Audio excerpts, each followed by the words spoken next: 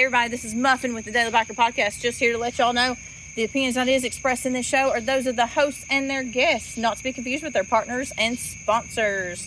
Now, let's get it on.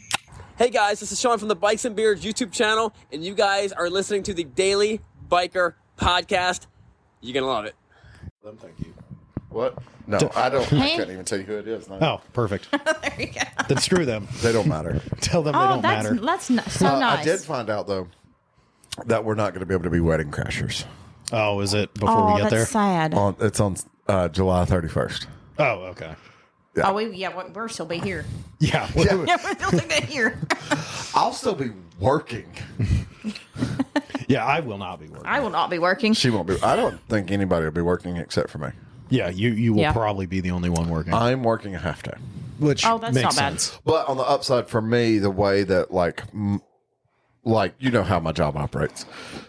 I'm working Monday. Yeah. And then I'm working a half day that day. Like I'm working the whole week. I'm working Monday, Tuesday, Wednesday, and a half day that day. And I think I'm going to be able to get away with only taking one day that week instead of two vacation days that week. That'll be good. Right. So, but that's only because I'm on salary. Yeah. Filling in time and gaps and all that other stuff. Well, you just kind of rotate around your schedule a little bit. Yeah, it happens. I mean, it's rare that there's a week where I'm like, oh, I'm going to work on Monday and then work this day. But like if I do, a lot of times that's where like you'll talk to me and it's like, it's Wednesday and he's off at 3:00. How are you off at 3:00? Oh, I had to go in for a couple hours on Monday. Yeah, so you get to just make your hours up in certain different ways. I have a task that has to be done. Yeah. And if that task is done, there's no qualms about it. Yeah. Unfortunately for me, it's not, I don't come in on Tuesday and have a task that has to be done for the week. There can be a task that comes up at 3:00 on Wednesday that comes up. And it's like, can it wait? Does it need to be done now? Those types of things. Yeah. Yeah. Which, I mean, that's how working should go. You shouldn't, I mean, well, you're in the technically service type industry. So the easiest, working at a dealership. The easiest, even then, like looking at it from the outside, you can go, I don't know mentally if that's even the easiest. I wouldn't say physically, but it was when I was delivering packages for FedEx. Yeah. Because I had my route and I had what I had to deliver. Yeah. That's it. That's it. Yeah, that is it. That is it. Like it wasn't meaningless. Yeah. Like it wasn't a meaningless task like standing in a factory. Yeah. Going 1, 2, 3 here. 1, 2, 3. You're delivering different size boxes, different addresses every day. Which, to be fair to factory workers, me and Muffin have both worked. Yeah. Yeah, well, we you both guys done were that. both at McKee. Yeah. We have both worked literally factory conveyor belt line jobs. Yep. Marcus years. made the honey buns. I didn't. I actually was on the honey bun She did. She did for a short period Thank of time. you. When I was in shipping most of the time. Marcus was the one that put the little white line on those chocolate cakes. Yes. The squiggly lines. That's why that's why each one was different. Yeah. Done with love. Hand done by Marcus. No, when I did packing. So when I first got oh no, this box is broken. I guess I have to take it home. That's how it works. there you go. Actually, that is how it works. I'm very well aware. When I first got bumped from shipping when they were doing the automation, I got put into packing, and I don't remember what that line did. I think we did like I can't even think of the name of it now, like fudge rounds. We packed like fudge rounds. I know what. Yeah. But I didn't do. So there's different jobs, like in the packing room. You were a fudge packer. Yes. So there's different jobs in that room, but like my job was what they called a palletizer. Okay. So we put the case boxes in a machine. Yeah. It auto filled the cases, would put them out, taped and everything, and we would just take it off the machine and put it on a pallet. Okay. Yeah. Yeah. Make sure the machine has cardboard boxes in it, put them on a pallet. Yeah. Nothing wrong with that. 8 hours a day. probably would have gone insane. It's yeah. I lasted 3 months and was like, I've got to get back to shipping. That's a very somehow. When you're doing that repetitive task all the time, like your brain just shuts off. Pretty much. So Heather, they had a job that they did called a packer. Were you a packer? I put the Or a catcher, feeder, catcher? Yes, catcher feeder. Catcher, On feeder. the Muffin line. On the Muffin line. That is not where the irony. name Muffin comes from. No. though. No, Which meant as the cakes that are wrapped come down the line, she grabs them, slides them off the line to a box. okay. So she's counting 6, 6, 6. So that's why a couple of them had like 8 in there. Probably. 9. I stuck a couple in there. Actually, they go across scales right after that. Oh, do they? Oh, yeah. Oh, that thing is precise. It really is. Like, it's like every time I hear people like online now and they'll be like, I found a Band-Aid in my Swiss cake roll. I'm Right, like, no no, way. you didn't. No, you didn't. There's no way you found a Band-Aid in your Swiss cake roll. It is literally like they inspect They make you wear Band-Aids that have metal in them. They inspect you. And if you have a, like, literally, like if you're a feeder catcher, like, let me see your hands and stuff like that. And if you need a Band-Aid, they put one of their Band-Aids on it. Yep. That's blue. Okay. And they have they have metal strips in those Band-Aids. So they can see it if it comes off and gets into anything. Yep. They go through metal detectors like that from a cake, from its being mixed Yeah. to on a pallet. It's constantly in a metal detector. has probably gone through 20 metal detectors. You know, that's good. That's not a bad thing. I like to hear that there is enough like quality control. Oh, you have the chance on the quality control side of stuff like that happening. Yeah. You have the chance of getting struck by lightning 100 times in a row in a single day than you do finding something like that. Makes sense. They are, I mean, quality control Nazis. We got down a rabbit hole here. Yeah. And depending on where you're at, they made you wear gloves on top of that. Mm-hmm. Well, So we had to wear gloves as palletizers because they didn't want our bare hands on the boxes because the oils in our hands could degrade the cardboard. yeah, and you never know what you touched. Like there might have been grease on something that you were, or dirt on the pallet, the bottom of the pallet that you moved. Yeah. So, anyways, Heather, you can flip the switch on that so it doesn't. hey everybody, welcome back to the Just flip the switch. Daily Just flip the Biker switch. Podcast. My name is Marcus, and I'm your clueless leader. Today, we're going to go on a learning journey. But before we do that, I must tell you, we are in the White Lightning Harley Davidson studios, and temporarily, this show is brought to you by Trail Jam, happening October 9th through the 12th. The podcast will be doing announcements and having fun and generalized making fun of people. Which will be kind of fun. Yeah. Yes. Yeah. So come out to Trail Jam if you're an ADV rider. That's a fun time. I do have Miss Muffin with me, Hey, y'all. and I've got Daniel. Hey there. Daddy Daniel. I know. I like when you call me daddy. Woo! I'll never do that again. I bet you will. I bet you, yeah, I bet you you're will. you're wearing shorts today Woo! with your legs spread open. Yep. Yep. And I've got a T-shirt on that says "Stay winning." So, Marcus, I have a question for you. Since now you have 4 motorcycles in your garage, Yes. and you have rotated through all of them, I believe, ridden them. Within the past 3 weeks, I have rode all 4. Yes. So, what is it like for you now having options? Options. It's difficult because of the conversation that we had before. Yeah. Like, what else do I need to do in the day? Exactly.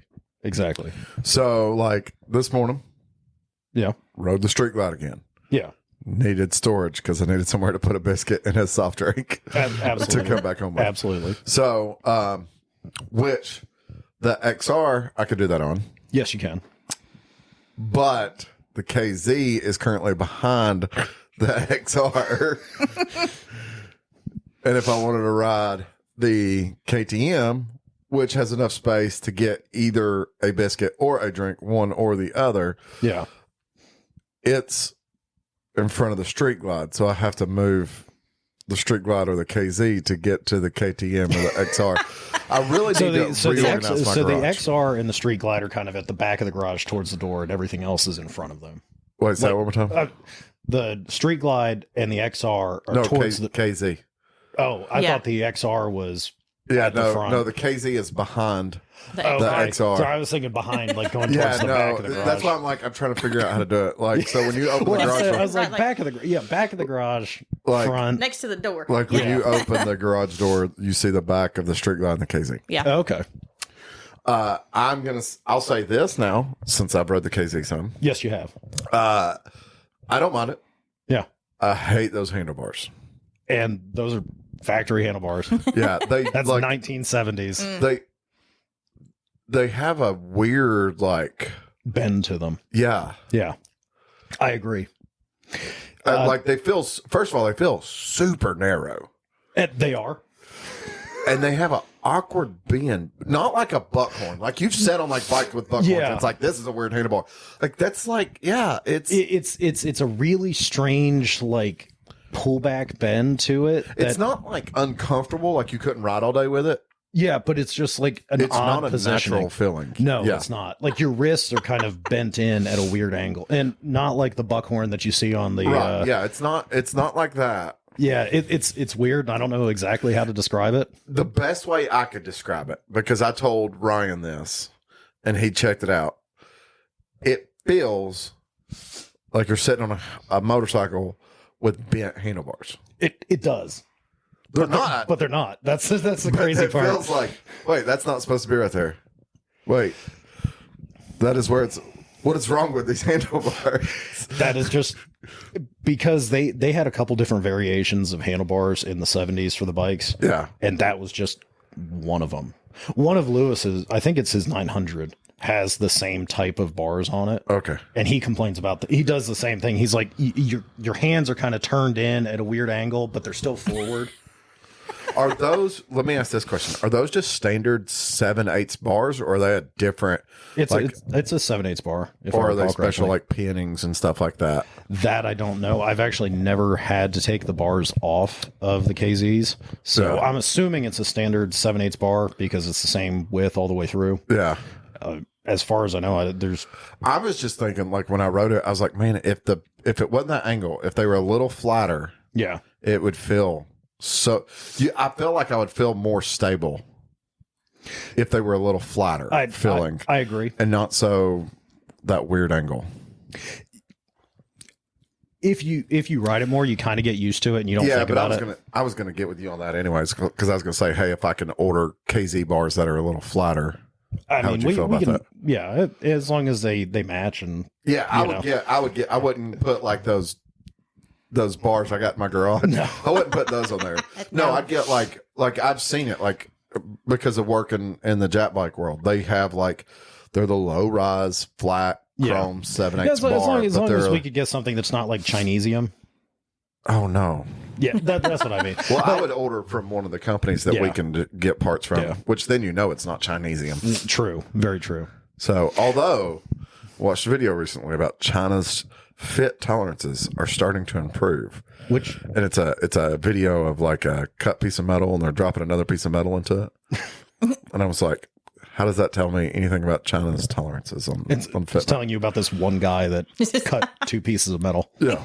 So the other interesting quirk about that, KZ, how do you like that it doesn't have a return throttle cable? There is no spring return on that. I don't even think I realized it.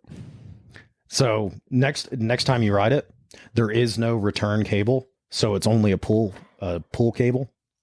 And that is it. I don't even think I noticed it. I did notice that as many times as I complained about how long it takes the XR to warm up, the XR warms up faster. Yes. Yes, it does. So like when I rode it to work the other day and I left, I think I went out there at lunchtime and started it up and let it warm up until it was time for me to leave at 6 p.m. to make sure it was good and warm. Yeah. So it's a joke. Y'all don't freak out. Daniel knows I'm joking. It was just, I was like, it's a process. This thing. It was, so when I left to go to work that first time, it was more of a pain. Yeah. It was not been as much of a pain. Well, it's like any old carbureted bike. The longer it sits, the harder it gets to start. Like I even noticed that with my KZ, because I got it ready for Nightfall the other day. Yeah. And I was going to ride it, but it got rained out. Yeah. And I hadn't started that bike in probably 2 months. Yeah. I hadn't even looked at it 2 months. I mean, I looked at it since sitting in the back of the garage, but I didn't do anything with it. Man, it sat there and it was like, no, I don't really want to start right now. Yeah. I'm kind of enjoying my slumber in the corner. The other thing I noticed too, the thing is gutless. You got to get it up to a higher RPM. It's gutless. Comparing it to modern motorcycles. Well, yeah, you're talking about a 50-year-old motorcycle. Correct. Yeah. But I'm also used to riding modern motorcycles. Yeah. That's true. Yeah.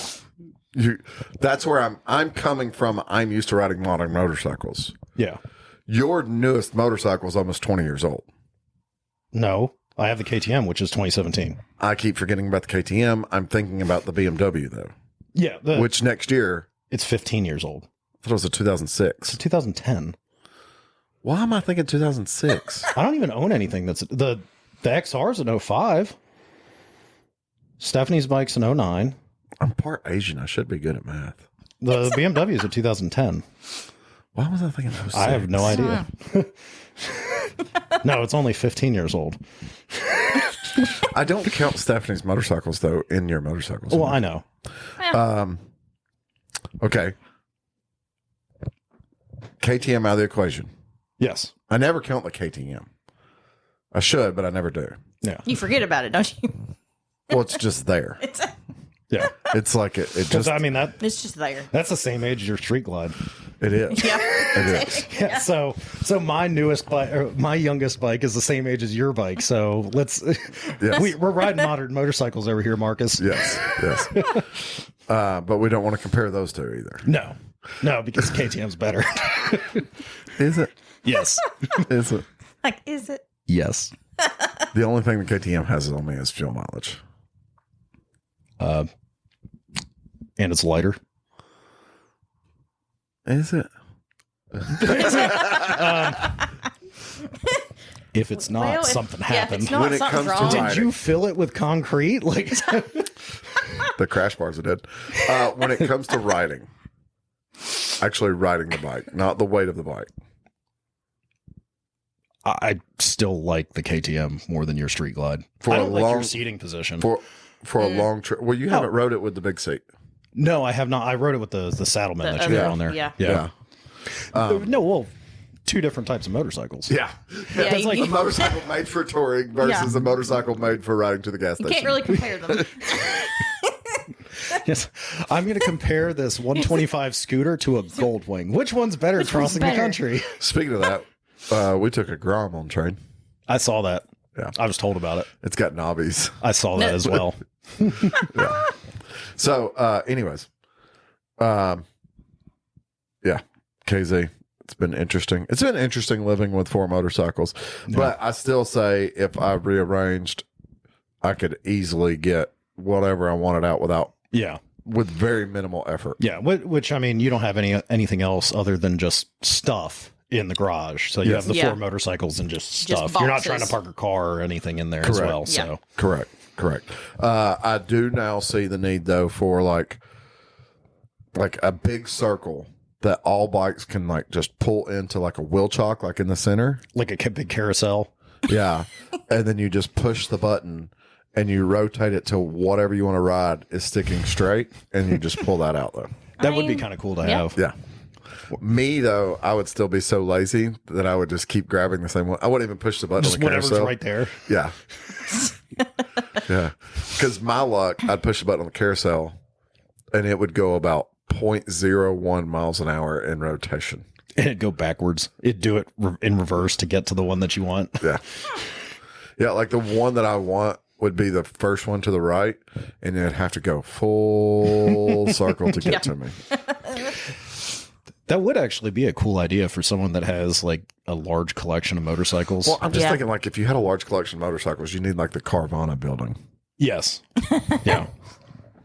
I mean, don't worry. Me and Stephanie have already, I've already told Stephanie that the next house we get where I have my garage workshop area, I'm going to have multiple lifts. Yes. Like one will just be a motorcycle lift. One will be the car lift. Makes sense. So then you can kind of like stack everything in there.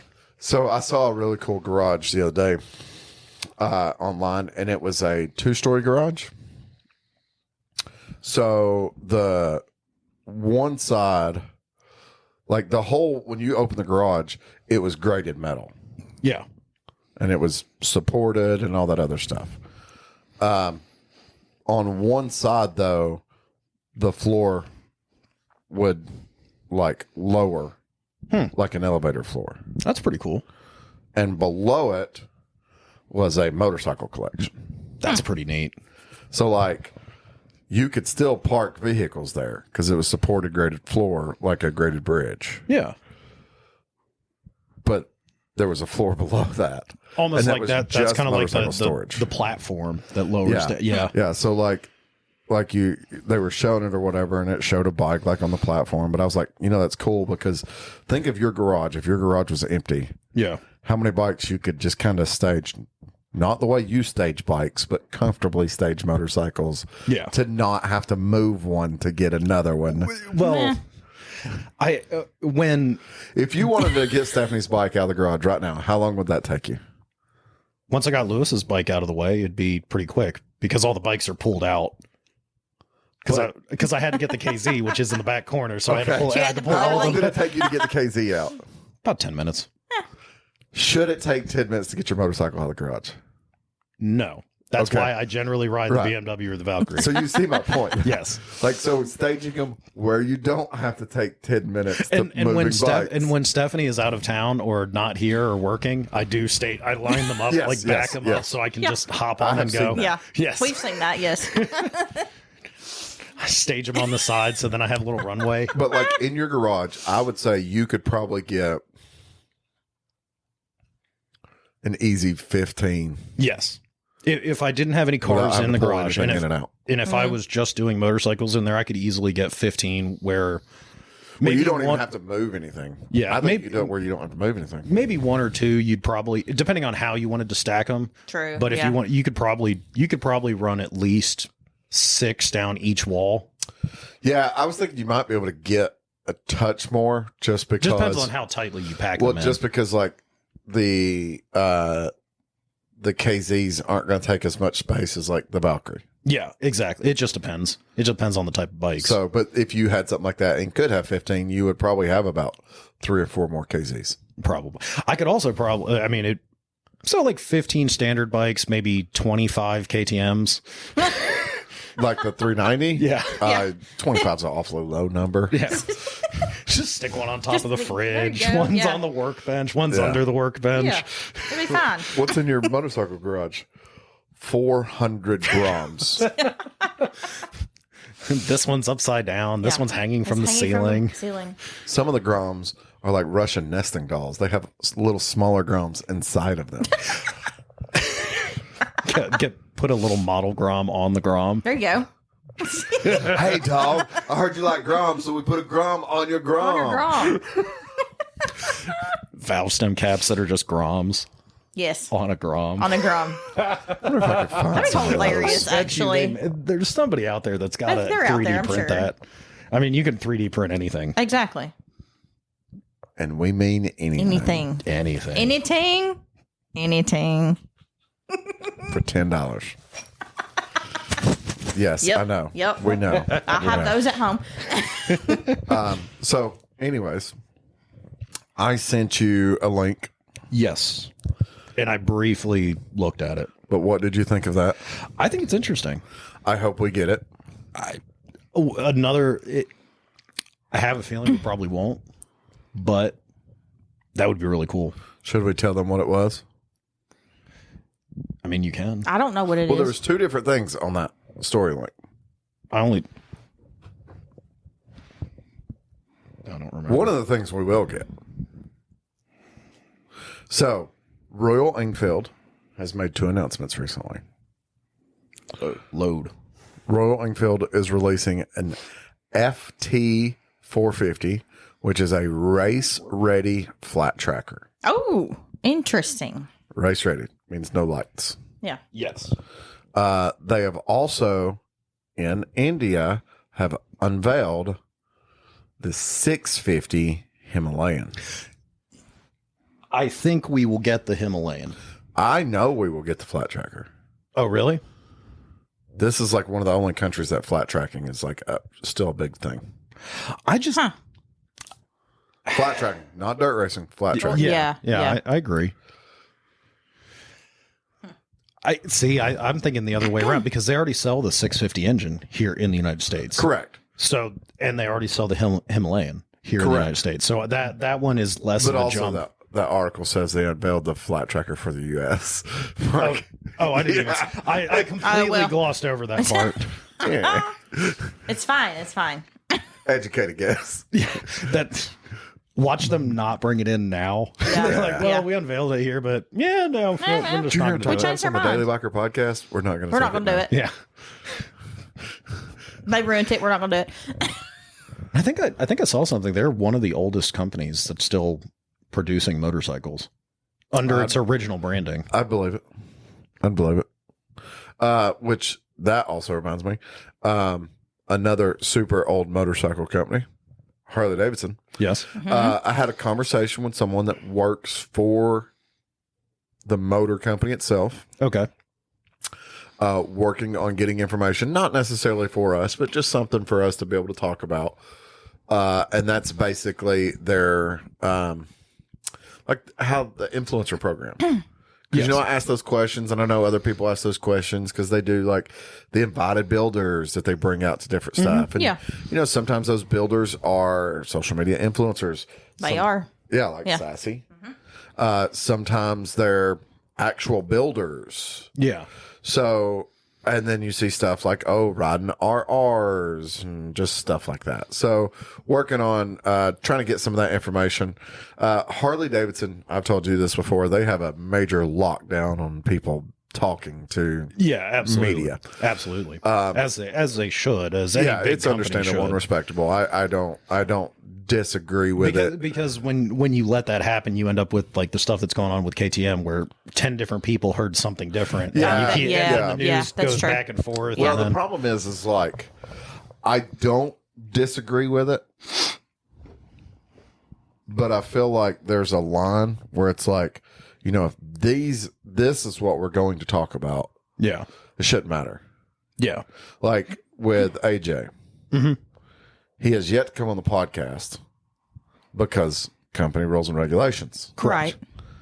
And I've been like, that's fine. We won't talk about what you do. We won't even talk about your company.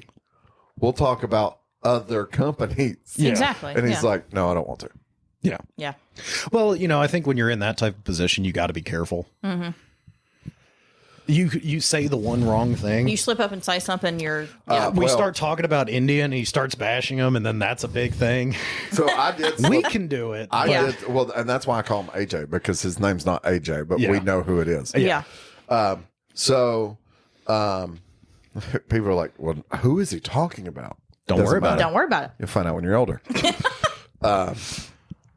I did ask him though, like I was like, I saw this person and this person and this person, like right after y'all released the RR. Yeah. They got to ride the RR and talk about the RR and stuff like that. And he was like, oh, you want to ride an RR? I was like, I would love to ride an RR. Absolutely. Yeah. That's not even a good,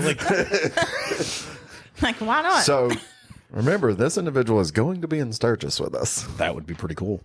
I'm not saying we're going to get to ride an RR. No, There but that probably would be one there. that'd be pretty neat if we have that opportunity. Yeah. So just something to think about. there. Even to actually like see one in person that you can touch. I've seen one. Well, we've both seen one from a distance. They had the one at They had that one Atlanta. on display in Atlanta. Yeah. Yeah, but it was up on a platform and all this other stuff. and then every time somebody got close, stay away. They're like a cattle prawn. Yeah. No. I can tell by your wallet you can't afford this. But I have recently learned serial number 1 on Yes. the RR. I'm assuming that's kept by the motor company. No. Oh, it's really? not. They made air quotes. They made 131. Yeah. Yeah. They made a couple that were serial number 0s. Oh, okay. They're gonna those were for demo use, show use. That's like some of these influencers that got to ride them. That's the ones that they wrote. That makes sense. Like the one you see on the Harley trailer that they cart around to all the events. That makes sense. That's a non-vend. Yeah.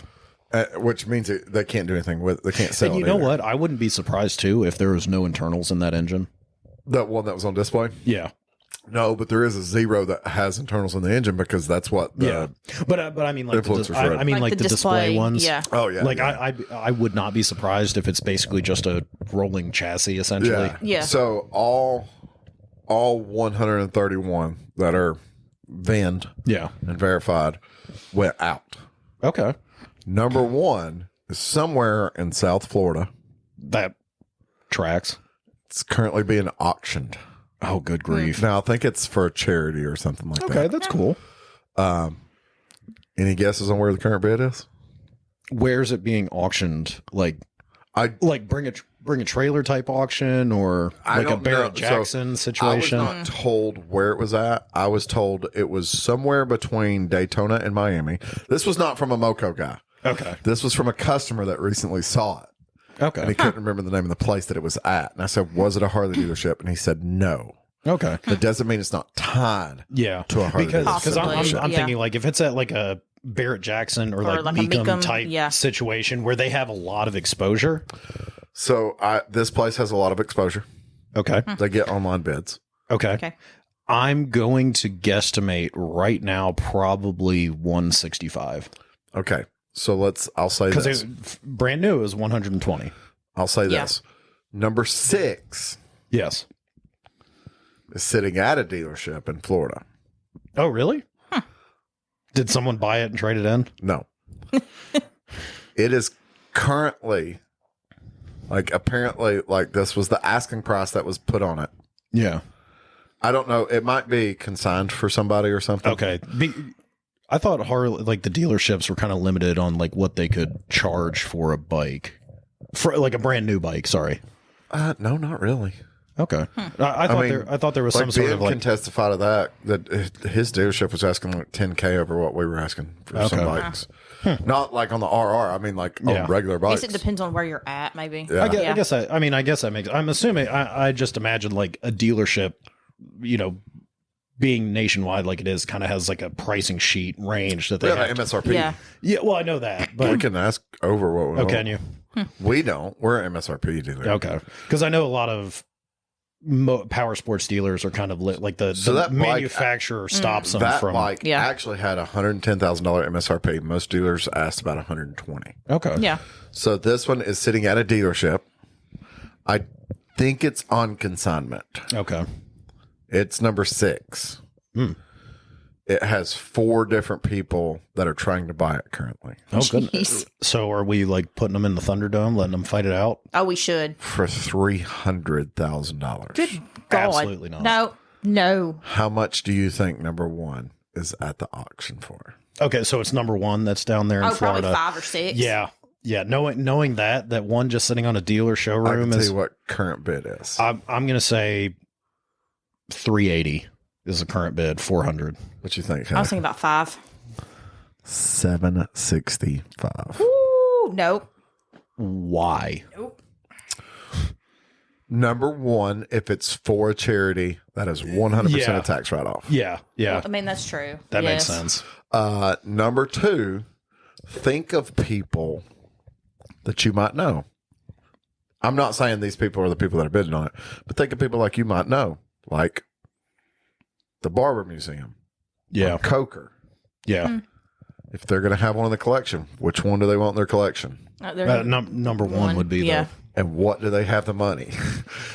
Also very true. That's true. Like, they have the money to make sure that they have number 1. But there are just guys out there. Yeah. That'll do that. Yes. Okay. I mean, that's true. I realize. You know what that reminds me, and I hate when stuff like this happens, because a couple years ago, the Barrett Jackson had their big motorcycle auction, and there was a Kawasaki Z1 that sold for like $70,000, and then immediately after that, every Jim Bob listed his parts bin bike for $15,000. I mean, this yeah. is the same one that sold. And yeah.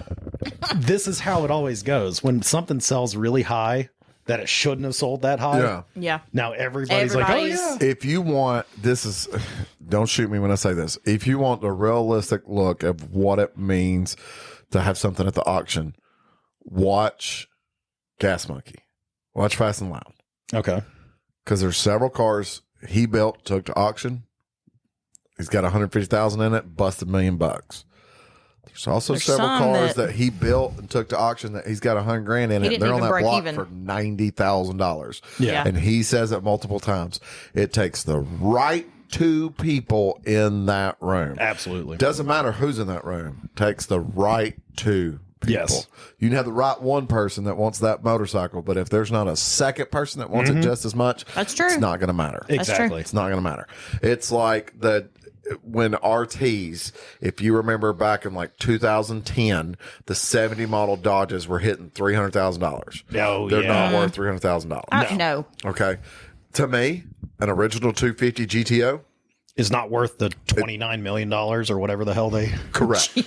Correct. And it's like this. This is the whole deal how number one is happening. Charity auction really makes sense there. Yeah. One, yeah. you're also more vast than this too, though. How much is an original, what is it, 354? Yeah. How much is an original 354? That I haven't seen one come across an auction in a while. What would you think? 300, 350.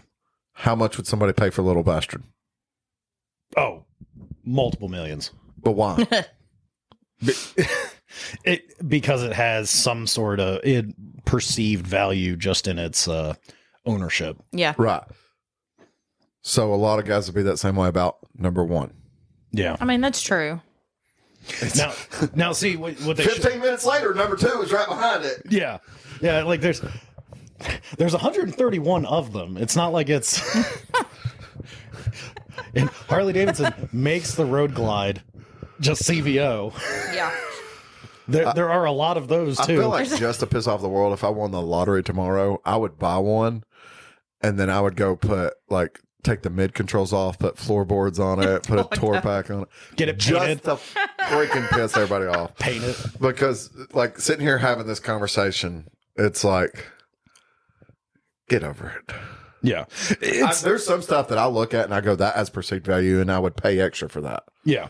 But Yeah. I would never pay that much extra for anything. No. There is not a vehicle out there that I think is worth that amount of money. Yeah, there's a limit there. If I'll give you 20% over street value for something that has something special tied with it. If you told me it was at auction for 150, 100% I believe that because it's a rare item. You couldn't get Well, one. we're still talking only 20% over, basically. Exactly. Yeah. That's what you said. 20%. I mean, that's fine. That's fine. Little bastard, 400,000. Okay, cool. Yeah. 4 or 5 million for a $300,000 car. No, not at all. No way, shape, form, or fashion. Yeah. Well, especially when you look at stuff like, okay, a Volkswagen thing. Awesome cars.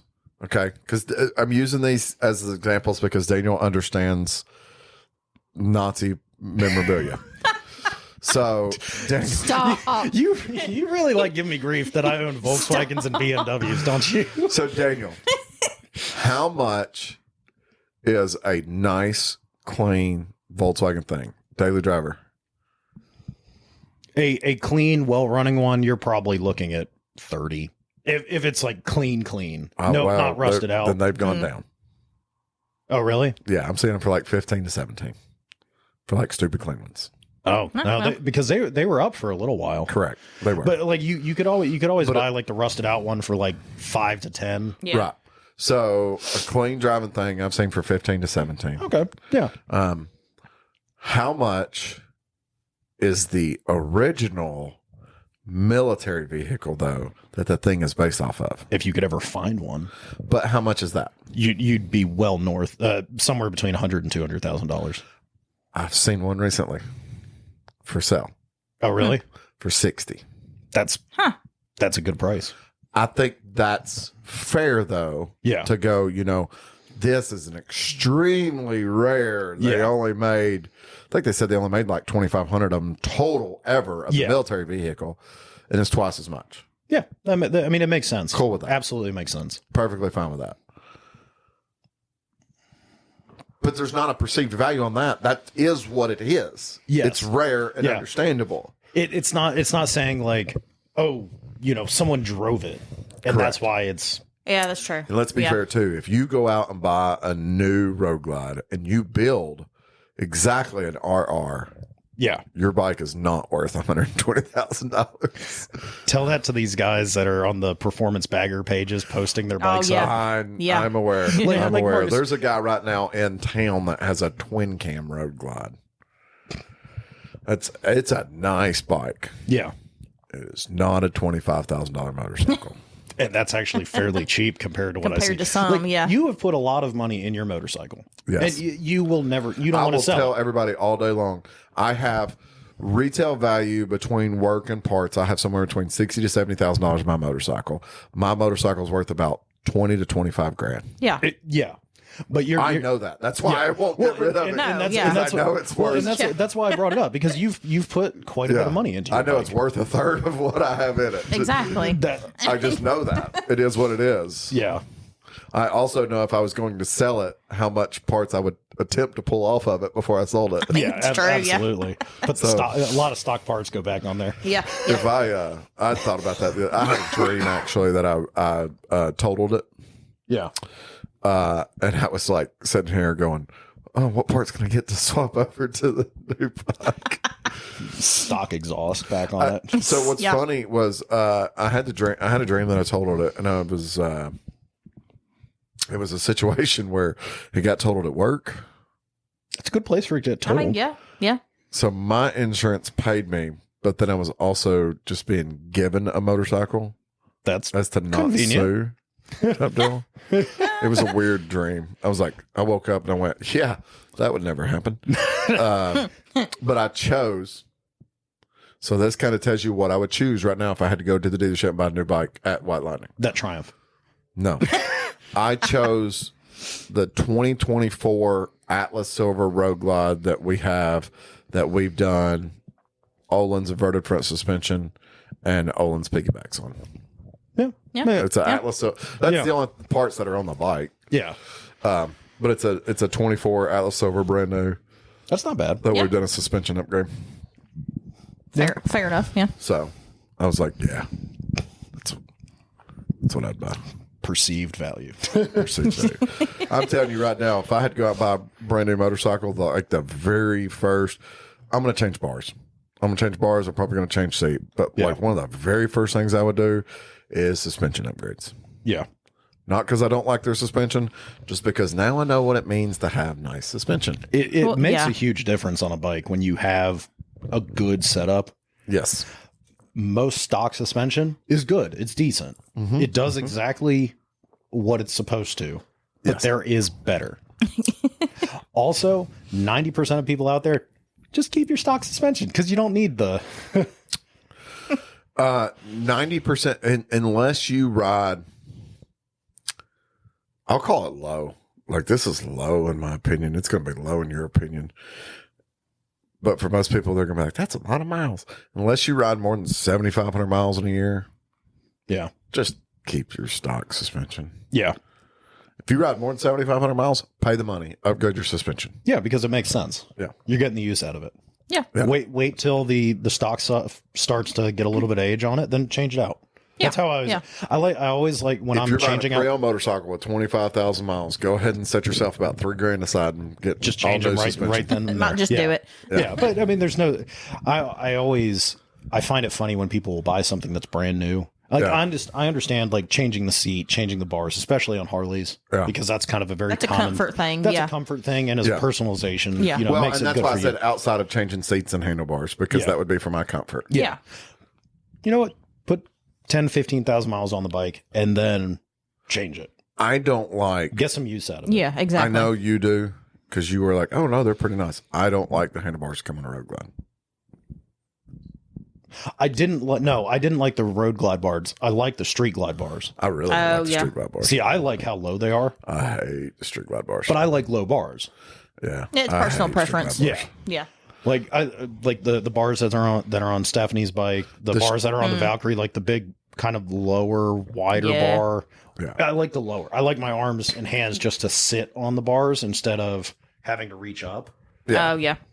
Like if I can put my if my elbows can touch my side and I can reach the bars. Perfect. So that's the problem with street glide bars is my elbows are laying on my legs. Yeah. Mine weren't that bad. When I sat on it, I felt like it was quite comfortable position. Mine are. So I'm like, I need different bars. Makes sense. Yeah. So, in preparation for Sturgis, Oh God. I was doing a little bit of maintenance to the BMW. Yep, saw the photos. I basically took off all the panels, going through, checking all the, making sure all the connectors were good. I did like what Keith had to say about that. I agree. I thought it was funny. And Heather doesn't even know. I don't even know. She'll find out when she's older. Oh, I'll tell her because it was hilarious. Daniel sent us a picture of the BMW completely stripped down, like no plastics. Okay. Said, I've stripped down my motorcycle to check it, make sure it's good before we go to Sturgis. And Keith said, too bad our wives would get mad at us if we did the same thing with them. And I said, I'd still try, though. Oh, yeah, y'all still try. Yeah. You don't believe before I go to Sturgis, I'm not going to strip her down and check over? Yeah. I mean, I've got a kid coming in December, obviously. I wouldn't be surprised. Wouldn't be surprised. I'm going to check Heather's oil before we leave. Rotate the tires. Jesus.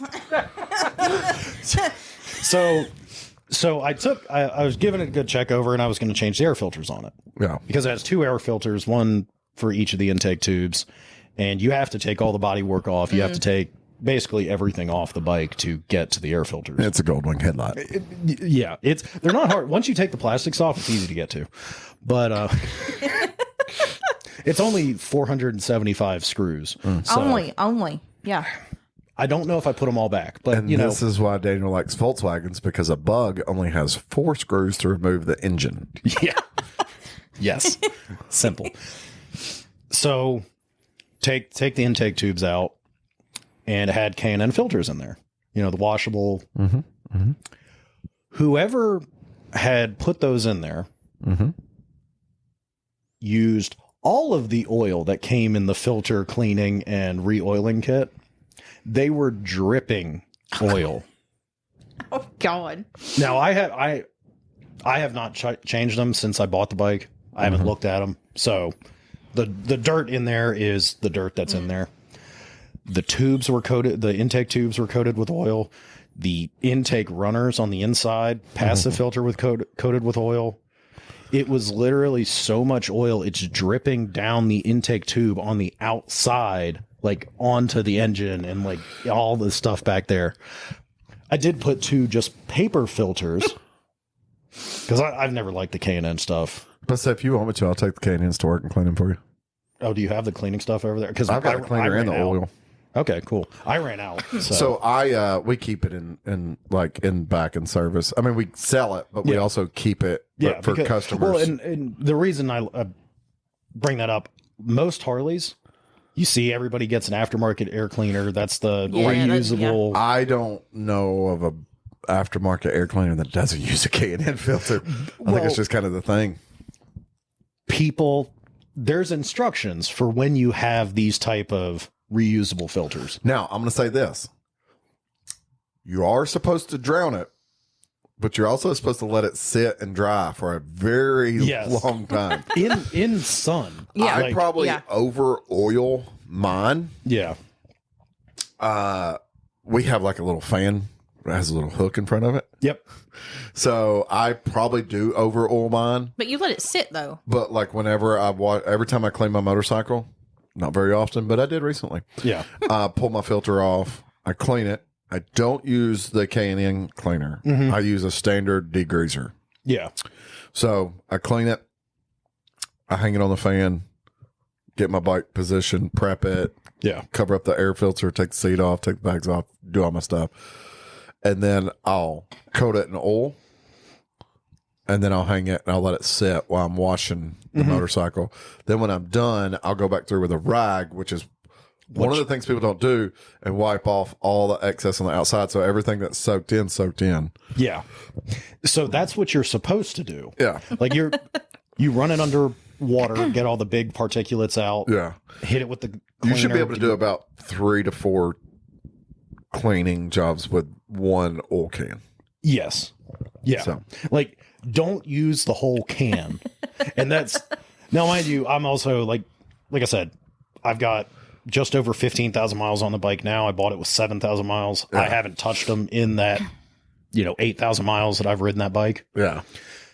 So I'm not 100% sure the condition they were when I got the bike or, there's obviously, I could tell this is definitely Wyoming sand dirt that's in there.